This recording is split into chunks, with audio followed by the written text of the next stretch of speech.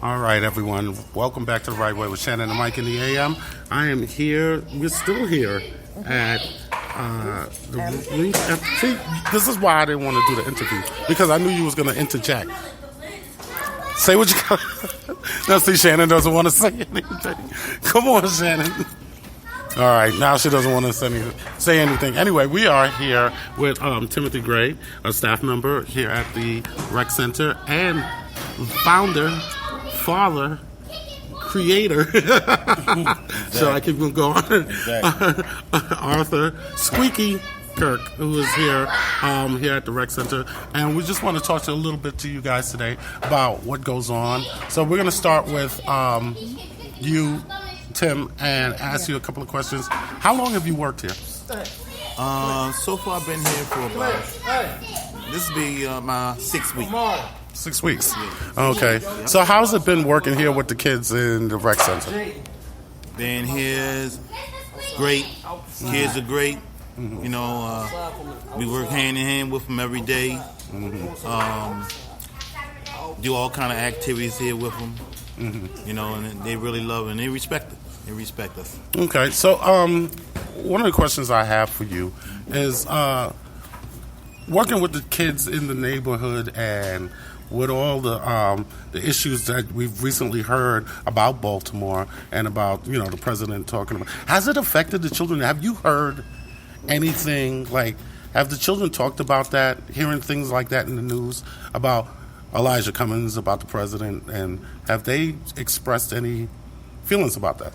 Well, not really, you know, because the kids are kids. You know, I'm quite sure they're not going to sit down and watch the news or nothing like that. You know, but for the most part, you know, they just being kids that they are, and just do what they do. They just come to play and enjoy and learn at the Rec Center. Okay, because you know that was a question that was on my mind for a long time. I was wondering how the children of Baltimore were being affected by all this negative publicity that Baltimore's been getting.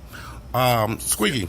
So I think what happened is, like, when you're talking like with the kids level, they don't look at President Trump or Elijah Cummings to give them up. They look directly to us. Right. You know, they feel like, okay, what they're getting their immediate needs met throughout the center. So they know that whatever they need, basically from school clothes to whatever, we've been providing. Right. So in their mind, they probably never even heard what President Trump said. Well, I'm hoping they haven't. Yeah, they probably never even heard what President Trump said. You know, and they also don't know who Elijah Cummings is. Right. They don't know what he's supposed to do for them or whatever.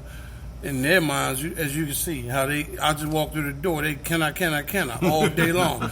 You know? And, you know, so in their minds, you know, I guess we're their providers outside of their parents. Right. You know? Exactly. So that's how they look at it. They look at it in that way. They don't know the news and stuff. They shield it from that kind of stuff. You know, they kind of shield it from anything bad. And we definitely shield them from that, because some things, you know, kids don't need to be, you know, wanting to hear stuff like that. You know what I'm saying? Not for the kids. And I think that's really important that, you know, the kids don't hear. How old are the children here that come to the Rec Center? What ages? From 3 to 14. Wow. Right now. Yeah, during the summertime from 3 to 14, and then what happens is, like, during the school year, after when school starts, it goes up. It's still like from 3, but it goes. We have like 16, 17-year-olds in here that need to get their community hours and stuff like that. Right. Or they need help with certain things. So the age limit goes up. You know. Right. So do you are you guys planning to expand or, you know, open another center? Because I know that they're needed all across the city, and a place like this that you have, you know, is very valuable to children. And so do you have plans for the future to expand, or what are your plans? I would love to. What I did was I reached out to a lot of guys that's all over the city that I know. And back when I first started this, back in 2011, I told these guys, I said, y'all do this, y'all got a little strength in your hood just like I had. I said, you could do the same thing I'm doing, you start now. Right. So a lot of them are like 8 years behind the 8 ball now because they didn't jump when I said jump and start doing what I was doing. I told them, I said, man, if you had started when I started, I said we could have been having some needs met all over the city. Right. You know, on a weekly basis. So what happened is but my guy Colton, me and him played football together at Dunbar. He was doing something similar to this, with drug rehabilitating people with drug addictions and stuff. So him and his wife, they decided they wanted to get into helping kids. So they opened up Breaking Chains over there. That's when my kids just came back from. They go over there every Friday. Right. They got a little gym and a workout center and all that for kids. His partner Marty McNair was Jordan McNair, the kid that passed away in Maryland. Yes. So, they doing something similar to what we do over there in East Baltimore, but it's not as intense and focused on the kids as like we are. You know what I mean? I think the youngest kids they get are the ones we send over there. But, I would love to do this all over the city. The mayor told me he wish he had 40 centers like this. Wow. You know what I mean? Right. So let me ask you a question concerning the mayor. Are you getting support? Are you getting the support that you need from the city, or is this all being done through donations? How are you? Everything we do is done through donations. Wow. And it's crazy because all our donations come from either people that I reach out to personally, or it's either the governor's administration, his administration, or his friends. Right. People that he introduced me to 4 or 5 years ago. So he introduced me to his friends. They became our friends, and they have never left outside. We don't have a lot of local support. Right. We have local support. I'm able to make a phone call, complain about trash. Or the pool, and I have water in there. Right. But when it come down to meeting needs of the kids around here and help that we may need, I don't hear nobody come around saying Squeak, what do you need? You understand what I'm saying? Right. So it's tough.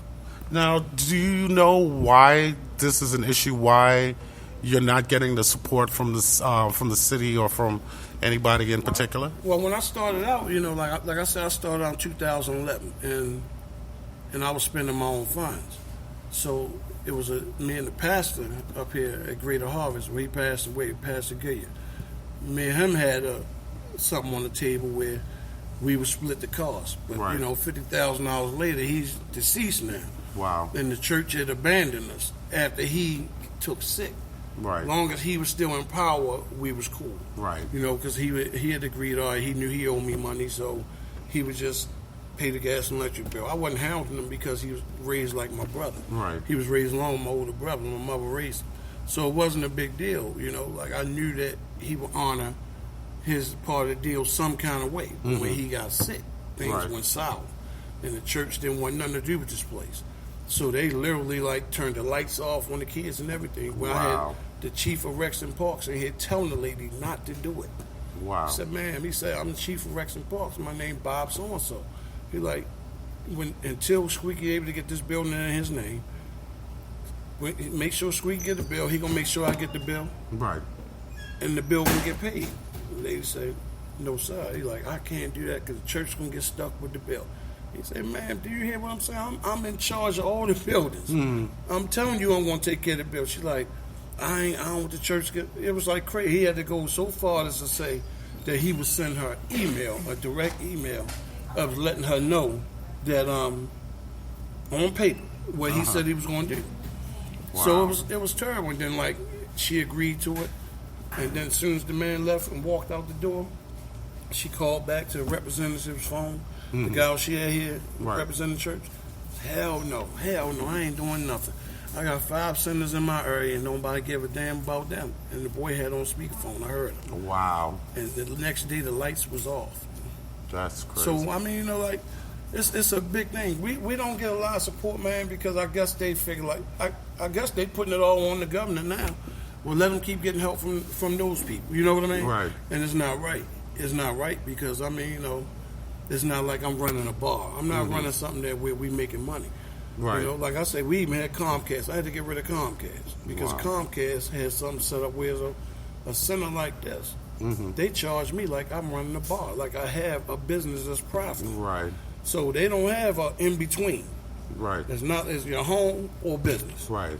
So you gonna get charged, it was crazy. The bill was like $1,800, $700. Wow. I mean, it was real crazy. I told myself, man, you come get this stuff, man. I can't do it, I can't do it. So the one thing I can say they did do, like when they came up with this thing where people that's teaching education, we had a GED program, and so the city did put internet in here, right, in this building.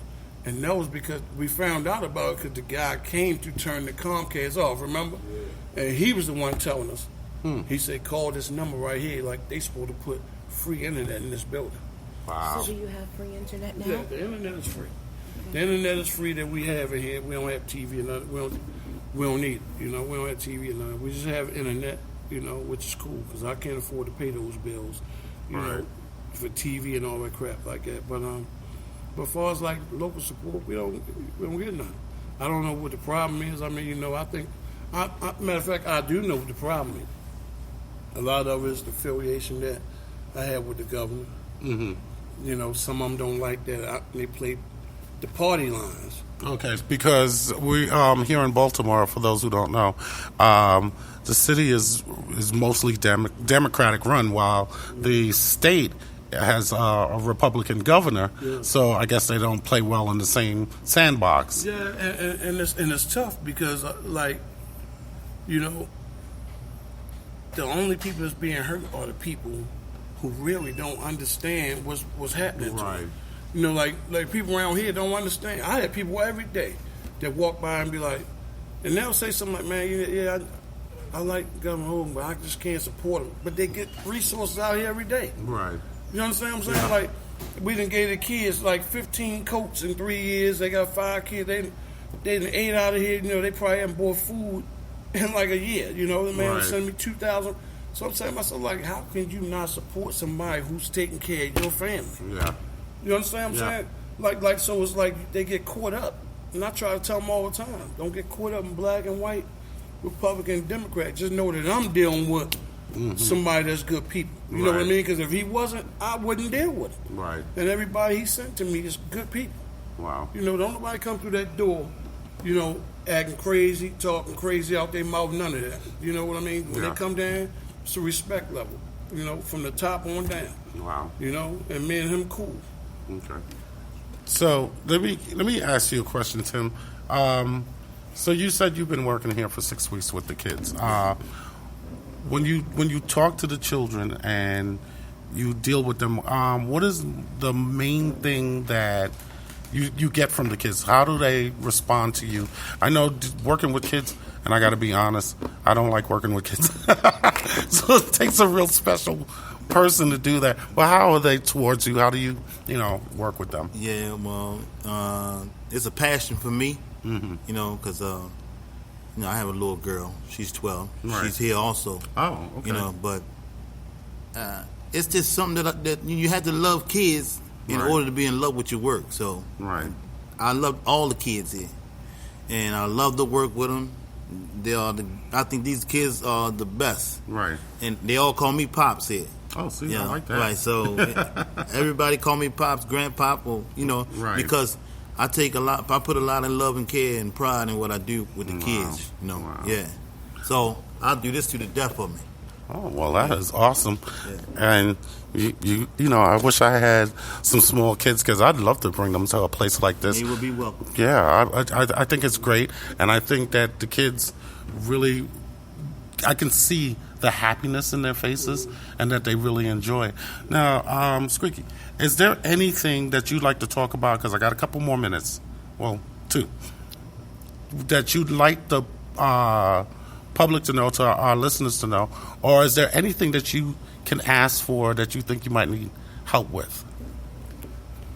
Oh man, that's kind of tough, man. Like I told you, I say like I'm not the type, man. I hate to feel like I'm begging, man. For real, because I feel like we've been struggling long enough, man. And I kind of like the struggle. Right. I mean, I embrace the struggle, man. I feel like, man, there's a lot of people been through here that know the things they saw what we need. Right. There's a lot of people that haven't been here that know what we need, man, on the real. So, I just want the best facility for these kids. Like I said, we can make this building work. You know, I have everybody. I mean, 90% of the people come to you always say, "You need a bigger building." Right. You need a bigger building because, you know, we do a lot out of this little building. You know, it's a lot that we do. It's a lot of things I had to put on hold because we don't have the space. You know what I mean? I had guys come through, promise they was going to help build this, and put storage space outside for us and all that. And I ain't hear nothing from the guys again. You know. Wow. So, and they wasted my time. And that's one thing I hate to do. I hate to waste my time with people, man. With people making promises about, oh, I'm gonna do this, I'm gonna do that. Because you at the end of the day, you're not hurting me. Right. You hurting the kids because Right. they need you. I don't need you. Right. I can make it work. You know what I mean? Right. So we want the court done. Wow. We need storage space. It's a lot of things, man. I mean, if anybody wants to help, I can say the best thing to do is to come around here and talk to us and see exactly what our needs are. Well, that's the question I was going to ask. How can people reach you if they want to get involved, if they want to help, if they want to donate? Is there a website, phone number, things like that? Yeah. All right. Well, the website we deal with is Chesapeake Charities. It's a 501c3. They handle all our finances, keep us from getting in any trouble. It's Ruth M. Kirk Recreation Center. Okay. And it's through Chesapeake Charities. You'll see how you can donate, how you can reach out to them or whatever. But you can reach out to me at 443-763-0199. That's my cell number. And if you want to volunteer anything, I mean, you want to volunteer, donate something, or you just want to come and see the place and see what we're doing, we could talk anything. And my email is Squeaky Kirk. It's SQUEAKYKIRK44@gmail.com. So I can be reached at those two numbers, and you can reach Carlos at his numbers are 410-375-1282. It's Carlos DeBose. You want to give me your email? My email is debose909@gmail.com. Very good. So thank you so much for your time, gentlemen. Tim, I wish you great success with the kids. Always. And it was a great time talking to you both. And we hope to do a follow-up show or a follow-up interview very, very soon. So we'll talk to you then. This is Michael Wright with The Right Way with Shannon and Mike, and we'll be back after this commercial break.